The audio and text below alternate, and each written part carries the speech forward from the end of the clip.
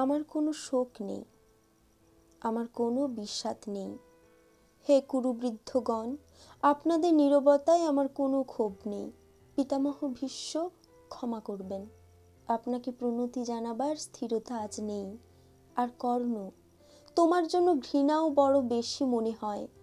আর হে আমার পঞ্চস্বামী, আর্যাবত বিজয়ী বীর শ্রেষ্ঠ অর্জুন, শক্তিমান ভীম, নকুল, সহদেব আর আপনি ধর্মপুত্র, আপনারা আমার কৃতজ্ঞ অভিবাদন গ্রহণ করুন। আমি সর্বজ্ঞা নই, যজ্ঞভূমির অগ্নি থেকে আমার জন্ম, ধর্মাধর্মের ক্ষুরধার পথ আমার অজানিত। আর্যপুত্র, আপনার বিচার তাই আমার পক্ষে ধৃষ্টতা। আপনার কোনো বিচলন নেই, আপনার ধর্ম আপনাকে রক্ষা করেছে বিকার থেকে, কৃতজ্ঞতা জানান সেই ধর্মকে। ভীমসেন, তোমাকে আমি ভালোবাসা দিইনি কখনো, তাই তা ফিরেও চাইনি। শুধু তোমাকে আমার জিজ্ঞাসা ছিল ফাল্গুনী, ঊর্ধ্বচারী মৎস্যের ছায়ালীন চোখের থেকেও দুর্লক্ষ কি দুর্যোধনের বুক, বল সত্য করে প্রেম নয়, শুধু পৌরুষের আস্ফালনই ছিল পাঞ্চালী বিজয়ের পটভূমি। কিন্তু মিথ্যা প্রশ্ন, আমি জানি তোমার কোনো উত্তর নেই, যেমন নেই কোনো ভালোবাসা। তোমার শুধু আশা আছে। কৈশোর থেকে তুমি জেনে এসেছ বীরভোগ্যা পৃথিবী আর রূপমুগ্ধা নারী, জেনেছ একদিন ধার্তরাষ্ট্রের হাত থেকে ছিনিয়ে নিতে হবে কৌরব উত্তরাধিকার, জেনে এসেছ যেখানে যা কিছু সর্বোত্তম সেখানেই পৌঁছতে হবে তোমাকে, শুধু এই কুমারী লক্ষ্যের দিকেই তোমার দৃষ্টি ধনঞ্জয়। তাই অনায়াসে তুমি সরে যাও এক নারী থেকে অন্য রমণীতে। তোমার পূর্বপুরুষেরা যেমন এক তৃণ প্রান্তরকে নিঃশেষ করে চলে যেতেন বনান্তরে।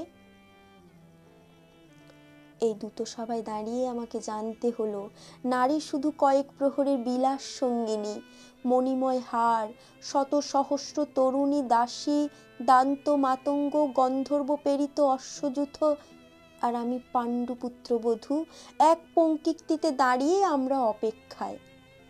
পিতৃগৃহে দেখেছিলাম আহিনীরা দূর গ্রাম থেকে নিয়ে আসে তাদের পসরা, আর তার ওপর ঝুঁকে পড়ে লুব্ধ ক্রেতার দল আমাদের ব্যবহার করার জন্য তেমনই উন্মুখ হয়ে আছে যারা আমার পতির আত্মীয়। আর আমাকে, আমাদের বিলিয়ে দিচ্ছে যারা, তারা আমার পঞ্চস্বামী, বিবাহের মঙ্গলসূত্র হাতে বেঁধে যারা একদিন আমার ওপর নিয়ম সিদ্ধ করেছিলেন তাদের অধিকার। না, শুধু এই রত্নমণ্ডিত সভাগৃহেই নয়, আরও আগেই আমাকে জানতে হয়েছিল আমার কোনো বাসনা নেই, নেই কোনো নিজস্ব ইচ্ছা। অর্জুন, প্রথম দেখার মুহূর্তে আমার হৃদয় দিয়েছিলাম তোমাকে, অথচ আমার শরীরকে প্রথম আলিঙ্গন করলেন ওই মহাভাগ যার খ্যাতি ধর্মপুত্র বলে। ইন্দ্রপ্রস্থের সৌধ শিখরে যখন আছড়ে পড়ত নববর্ষার জলধারা, যখন আমার কামনা ছুতে চাইতো তোমাকে, আমার অনুৎসুক দেহকে তখন আকর্ষণ করত অন্য কেউ, যে আমার স্বামী। বসন্ত রজনীতে কিংসুকের প্রমত্ত উল্লাস মুহূর্তে তোমার ব্যাকুল হৃদয় টেনে নিত আমাকে নয়, অন্য কোনো যুবতীকে। বারে বারে আমাকে সন্তানবতী করেছ পুরুষ, কিন্তু তারা প্রত্যেকেই আমার আকাঙ্ক্ষিত নয়। কোনো প্রার্থনা নেই আমার। কুরুবৃদ্ধরা বিলাপ করুন, জ্যেষ্ঠ পাণ্ডব প্রহর গুনুন, কোন পুণ্য লগ্নে ধর্মরাজ্য নেমে আসবে মাটিতে। ভীম, অনুগ্রহ করে স্তব্ধ হও। নকুল, সহদেব, বিচ্যুত হইও না অগ্রজের প্রতি অটল বিশ্বাসে। আর অর্জুন, অন্তঃপুরে যাও, সেখানে তোমার জন্য স্নিগ্ধ শরীর সাজিয়ে রেখেছে তোমার কোনো প্রেয়সী। শোক নয়, লজ্জা নয়, এই রাজগৃহে দাঁড়িয়ে আমি জানলাম প্রেম নয়, অধিকার নয়, নারীর শুধু প্রয়োজনের। জানলাম এখানে কোনো ভেদ নেই ধর্মপ্রাণ যুধিষ্ঠির, শক্তিমান ভীম, প্রেমিক অর্জুন আর লোলুপ ধৃতরাষ্ট্র নন্দনের মধ্যে। প্রতিকার চাইছি না। যা শুধু বিলাসের সেই বস্ত্র ছিনিয়ে নেয় যদি কোনো দুঃশাসন, নিক, আমি কাঁদছি না।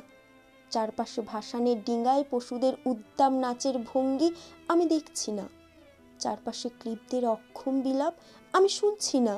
ধনুর্বাণ নেই, আমি আমি ফিরিয়ে আনছি আমার জন্মের স্মৃতি, যজ্ঞের আগুন। দ্রৌপদী নই, নই পাঞ্চালী, নই ভরত কুলবধূ, আমি কৃষ্ণা, যজ্ঞাগ্নি সম্ভূতা, শুধু নারী এক।